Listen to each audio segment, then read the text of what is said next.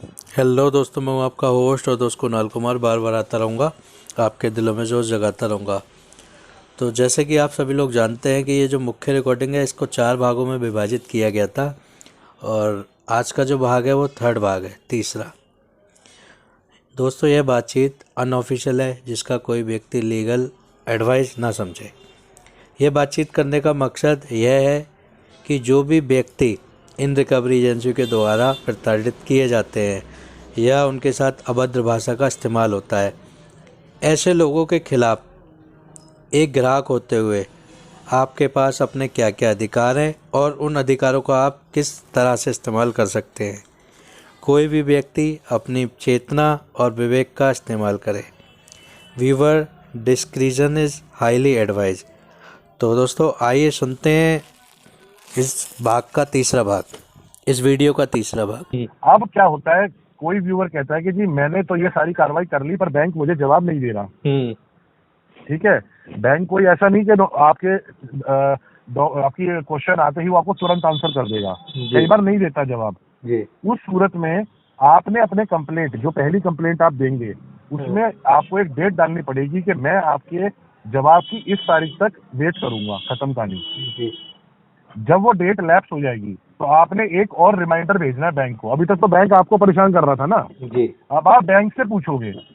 अब इस दौरान जो रिकवरी वाले लड़के हैं, रिकवरी वाले जिसको हम कहते हो आप, ये एजेंट, अगर ये आपको परेशान करते हैं तो आप इनको ये बोलो कि मैंने बैंक को एक कंप्लेंट फॉरवर्ड करी है, चाहो तो उसकी कॉपी भी इनको दे देना, कोई शर्म वाली बात नहीं है। अपने ईमेल का एक प्रिंट आउट निकाल के, स्क्रीनशॉट निकाल के इनको भेज दो, ताकि इनको पता लगे कि ग्राहक जाग गया है और वो अब हमारे खिलाफ कार्रवाई कर रहा है, वो खाली बोल नहीं रहा।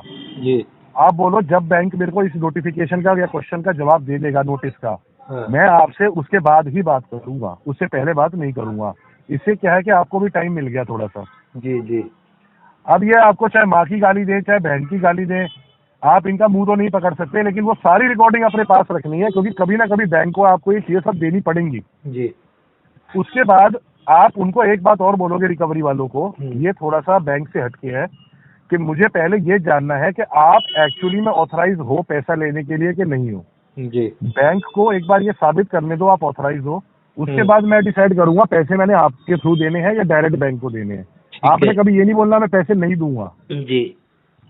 फिर बैंक आपको क्या जवाब देता है आप उसकी वेट करोगे। अब बैंक आपसे बोलेगा कि मुझे आप डॉक्यूमेंट दीजिए या रिकॉर्डिंग भेजिए, तो आप रिकॉर्डिंग तैयार रखो, तुरंत बैंक को भेजो। और बैंक से आपने ये सवाल पूछना है कि इस तरह की जो गतिविधि हो रही है उसका राइटिंग में हमें एक्सप्लेनेशन चाहिए एज अ कस्टमर कि ये मेरे साथ क्यों हुआ। ठीक है, अब क्या है कि बैंक और रिकवरी दोनों मिले हुए हैं, वो आपकी बात को इंपॉर्टेंस नहीं दे रहे। तो अब खेल आएगा लीगल नोटिस का। अब आप लगाएंगे बैंक को लीगल नोटिस। कल तक तो ग्राहक को लीगल नोटिस मिल रहा था, अब ग्राहक लगाएगा बैंक को लीगल नोटिस, और उस लीगल नोटिस में लिख के देगा कि ये लीगल नोटिस आपको इसलिए दिया जा रहा है कि हमने अपने माध्यम से आपसे समझौता करने की और क्वेश्चनिंग करने की कोशिश करी एमिकेबल तरीके से। मैंने आपको पहले भी बताया था, एमिकेबल वर्ड यूज करते हैं आपस में बातचीत के रास्ते को निकालने के लिए। जब वो रास्ता नहीं निकलता तो हम लीगल नोटिस भेजते हैं। अब ग्राहक लीगल नोटिस खुद भी लिख सकता है और ग्राहक चाहे तो किसी वकील के थ्रू भी लीगल नोटिस भिजवा सकता है। अब वकील के थ्रू अगर वो लीगल नोटिस भिजवाएगा तो उसमें वकील की डिटेल होगी, उसका कॉन्टैक्ट नंबर होगा, उसका एड्रेस होगा और ग्राहक के बारे में उसका परिचय होगा। तो जो कम्युनिकेशन होगा वो बैंक और वकील के बीच में होगा और वकील बताएगा ग्राहक को कि ये चल रही है कार्रवाई। ठीक है, अगर ग्राहक खुद भेजेगा तो बेटर चलेगा, ग्राहक और बैंक के बीच में दोनों चलेंगे, वहाँ वकील का कोई रोल नहीं है। ठीक है।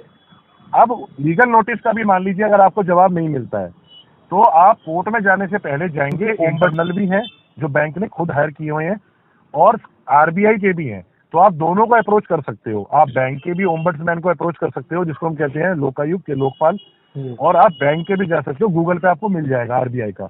आपने जो कंप्लेंट भेजी थी, जो बैंक का जवाब आया और जो आपने लीगल नोटिस दिया, आप वो सारी की सारी कॉपी भेज दो आगे ओम्बड्समैन को, आरबीआई वाले को, और उसमें आप डाल दो कि ये वायलेशन पैराग्राफ 172 और 173 जो सन 2007-8 में आरबीआई ने गाइडलाइंस दी थी, इस बैंक ने उसका वायलेशन किया। हमने अपनी तरफ से कोशिश करी समझौते की, लेकिन बैंक सीरियस नहीं हो रहा। कृपया करके इस मामले का संज्ञान लें, please take the cognizance of this matter. खत्म। अब ये मैटर बन जाएगा स्टेट वर्सेस बैंक। कल तक तो था ये ग्राहक वर्सेस बैंक जी। अब ये मैटर बनेगा स्टेट वर्सेस बैंक। अच्छा। तो जो ओम्बड्समैन होगा वो आपको सरकारी आरबीआई का ओम्बड्समैन होगा वो आपसे हो सकता है और रिकॉर्ड मांगेगा कि आपके साथ जो प्रताड़ना हुई या आपके साथ क्या बदतमीजी हुई, कौन रिकवरी वाला घर आया, कोई वीडियो एविडेंस है, कोई ऑडियो एविडेंस है। तब आपने ये सारी जो है मसौदा इकट्ठा करके ओम्बड्समैन को प्रोवाइड करना है, चाहे आप एक पेन ड्राइव में डाल के दें, चाहे आप ऑनलाइन दे दें, चाहे आप किसी भी माध्यम से देते हैं, जो भी आपके लिए फीजिबल है आप उनको बताएं और इनके खिलाफ कंप्लेंट अपनी दर्ज कराएं जी। इस सारी की कार्रवाई के दौरान जब भी रिकवरी वाले आपको परेशान करेंगे, आप अपने डॉक्यूमेंट उनको दिखा दो कि भैया हमने कंप्लेंट लगा रखी है, जब हमें इसका निवारण मिलेगा तब हम पेमेंट करेंगे, खत्म कहानी। उससे पहले हम कुछ नहीं करने वाले। और तू रिकवरी वाले को अगर तूने मेरे घर भेज दिया तो अब मैं 100 नंबर पे फोन करके पीसीआर बुलाऊंगा। कंसर्न थाने से जब आईओ मेरे पास आएगा तो मैंने जो आपके बैंक के खिलाफ कंप्लेंट डाल रखी है मैं उसकी एक सॉफ्ट कॉपी या एक hard copy concern police station में भी जमा कराऊंगा। खत्म।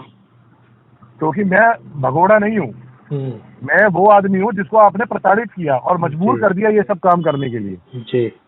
तो जब कोई पुलिस वाला आएगा और आपसे कंप्लेंट की कॉपी लेगा तो वो रिकवरी वाले को समझाएगा matter is between this guy and between the bank. भाई तू कौन, मैं खामा खा, तू कहाँ से बीच में आ रहा है, तू कौन है। सही बात है। तो ये चीजें क्या है, ये आपसे गेम खेलते हैं ना लीगल नोटिस का, वकील बनने का। तो आप इनको बताओ कि असली में कार्रवाइयाँ होती कैसे हैं। तो आप एक एक करके करोगे धीरे धीरे तो आपको भी समझ में आना चालू हो जाएगा कि आपके अपने खुद के क्या अधिकार है as a buyer, as a viewer.